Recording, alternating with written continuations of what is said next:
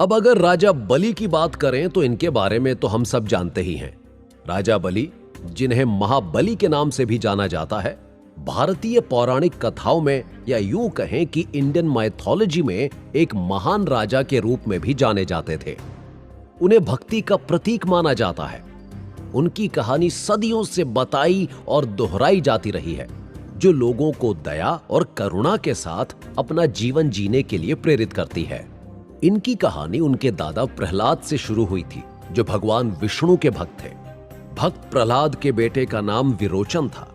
विरोचन का विवाह विशालाक्षी से हुआ और उन दोनों ने एक बेटे को जन्म दिया, जो आगे चलकर महान राजा बलि बना। लेकिन विरोचन को देवराज इंद्र ने धोखे से मार दिया, जिसका बदला लेने के लिए राजा बलि ने देवलोक पर भी आक्रमण किया था। और ऐसे राजा बलि, जो पृथ्वी को पहले ही जीत चुके थे, वे तीनों लोकों के सम्राट बन गए। वे बहुत अधिक शक्तिशाली थे और इसी के बल पर उन्होंने तीनों लोकों पर अपना अधिकार स्थापित किया। बलि को विष्णु के प्रति अपने दादा की भक्ति विरासत में मिली थी और वो बड़े होकर एक न्यायप्रिय व दयालु शासक बने। वो अपने लोगों से प्यार और साथ ही सबका सम्मान करते थे।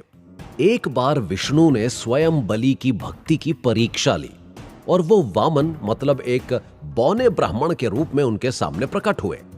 वामन ने बलि से उपहार मांगा और उस उपहार में उन्होंने अपने रहने के लिए 3 पग भूमि मांगी। बलि ने एक उदार व दयालु राजा होने के नाते वामन की बात मान ली। हालांकि जैसे ही उसने ऐसा किया, वामन ने स्वयं को विष्णु के रूप में प्रकट कर दिया और अपने पहले पग से पूरी पृथ्वी को, दूसरे पग से स्वर्ग को नाप लिया। अपना तीसरा कदम रखने के लिए कोई जगह न होने के कारण विष्णु ने बलि से अपना सर उन्हें दे दिया और तब विष्णु ने अपना पैर बलि के सिर पर रखा और उसे पाताल लोक भेज दिया। वहां भी विष्णु जी ने उसे बंदी बनाकर रखा। पर कुछ समय पश्चात जब देवर्षि नारद के परामर्श से बलि ने भगवान की आराधना की, तब उन्होंने उसे सब परिवार पाताल लोक में वास करने की स्वतंत्रता दे दी। हालांकि वो बलि की निस्वार्थता और भक्ति से इतने प्रभावित हुए कि उन्होंने बलि को अमरता भी प्रदान कर दी।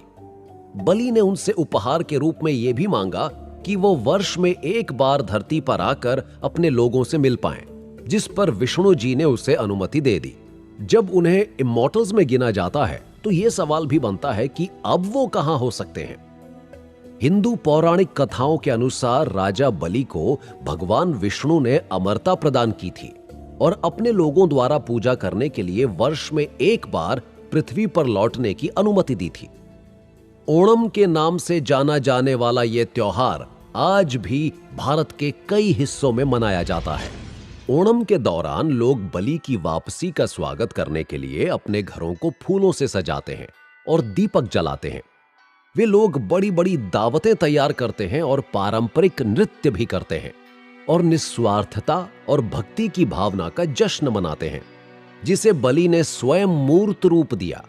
केरल में मनाया जाने वाला यह त्योहार पूर्ण रूप से राजा बलि को ही समर्पित है। वो लोगों के दिलों में अब भी जीवित हैं। कई मायनों में ओणम की परंपराओं और रीति रिवाजों के माध्यम से बलि की विरासत जीवित है। राजा बलि आज भी जीवित हैं और वे पाताल लोक में रहते हैं।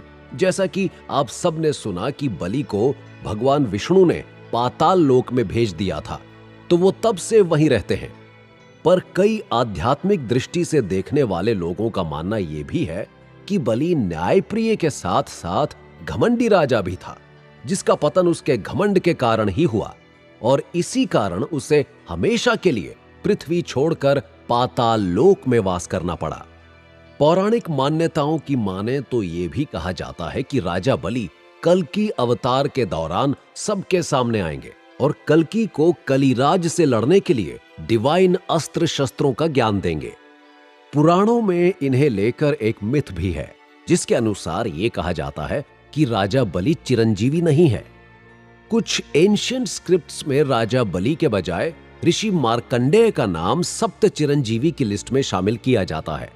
लेकिन अगर हम कुछ स्क्रिप्ट्स की बात करें जहां पर 8 चिरंजीवियों की बात की जाती है, तो वहां पर राजा बलि और ऋषि मार्कंडेय दोनों का नाम एक साथ सम्मिलित होता है।